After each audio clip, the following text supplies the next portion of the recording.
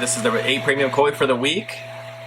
Got some nice variety, large size and medium size for you. So we'll get right into it. We'll start with the biggest. We got a Shuro Utsuri here with the Omasako bloodline. This is bred by Kaneko Koi Farm, one of the older koi farms in Japan. Nice big body on this Shuro, still in developmental stages. We can see on the head a little bit of sumi. That's what we're waiting for on this koi, is that sumi to connect on the head. Super white koi though. Really dense black sumi. Big body. It's a really nice, well put together Shuro Utsuri with a big tail tube. So that's what we're looking for on Shuro Utsuri there, is a nice thick tail tube. As this koi grows, that's a good sign that this koi has a potential to have a really nice body conformation and large size in the future. This is a female as well. So if you have like harder water or a colder temperature, the environment, this koi would do really well in your pond because it'll help bring that sumi up. The snow white shiroji will stay. So yeah, it's a nice Shuro Utsuri there for you. Probably around the 20-inch range, I would say. And then next to it right here, we got a Ginrin Showa. This is from Shinoda Koi Farm with the Shizo bloodline. Looks like this koi is almost done finishing. The Manwari is coming in, that's when the black is only on one side of the head there. Really nice pattern. This is the old school look for Showa Sanshoku. So we have sumi right in the dorsal area that's still wrapping up from the belly of the koi up to the dorsal. They'll sheet the sumi in there, so I expect that to complete. Has a nice white nose on it. It means the strength of the canvas there for the shiroji is really nice. Ginrin's really nice on this koi. It has that really crimson red color to it, so really deep red. Very nice Showa.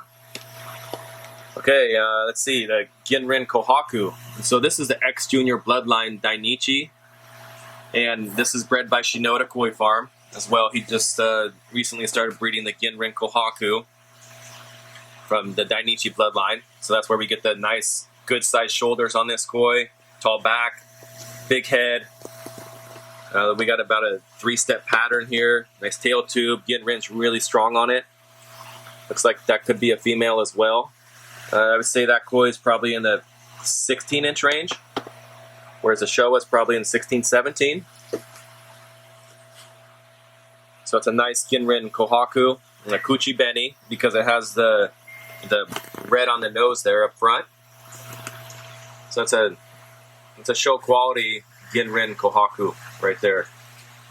And I guess we'll stay on this side. We got a Ochiba from Otsaka Koi Farm. So it's that chocolate color that we're looking for on Ochiba. Most Ochibas are going to come out the lighter color with the brown, but this one has that nice chocolate color, great net pattern. I don't know if it's male or female. Looks like it's in the 14, 15-inch range. But as this koi ages, we'll start seeing that netting become stronger and build into that fukurin on the skin. And so that's why the net pattern is really important on Ochiba. A 3-step pattern, great Kohaku pattern. Very clean Ochiba. So that'd be a good one for the show as well. Let's see, we'll hop up to the Maruten Beni Kumanru. So this one looks like it has some racing stripes going on with the Maruten spot on the top. We look right at the base of the dorsal there. Snow white shiroji, which is a really nice point. It's really very strong shiroji on this koi. Because it's Kumanru, remember the black and the white can change. So in our water, it's mostly black right now, but depending on the water, temperature, stress levels, pH, a lot of different variations, this koi can go to a lot of white, but the Beni always stays. Looks like this koi is in the 15-inch range, maybe pushing a little bit 16. But very nice. That's a show quality Maruten Beni Kumanru. Let's see, we have a Atagoke Beni Kikokuryu from Ozumi Koi Farm. The big scales is really attracts this koi. Nice scalation all the way through to the tail. Ozumi Ikurashi is the inventor of Kikokuryu or Beni Kikokuryu, so we know this koi has strong genetics to it. Has a nice body conformation, great sheen to it, nice shiny fins. But that sheen goes from head to tail. If you look at the dorsal, it's white all the way through the tail. Nice and shiny. Really clean head. Very attractive looking koi. That would be a really nice koi addition to the pond for the Atagoke, which is really hard to find. Really popular right now as well. And then we have a Goshiki. That's from Ozumi also. It's a Kuro Goshiki. So it's a fairly young koi. It's only 20 months old. So see the black on the nose there? That's showing that this koi is going to go completely black with that floating red beni on it. So that's really attractive for a lot of people. You see the kiwa, how the first heat plate, it's just cutting right through all the scales, showing the strength of the beni there right on the head section. Even though the black's coming in, it's still really strong. So this is going to be a really attractive looking koi. Cooler water temperatures will bring that black up. Harder pH will bring the black up. So eventually, no matter what temperature you're in with this Kuro Goshiki, it will turn black. No matter what, the pH or water quality, it's still going to turn black there. It's going to be faster in different ponds. And then the last koi, we have a Maruten Sanke from Izumiya Koi Farm. The sumi on this koi is outstanding. Still developmental stages, but we do see how the pattern's solidifying now. We said Tejima on the fins, a little bit of Kuchi Beni.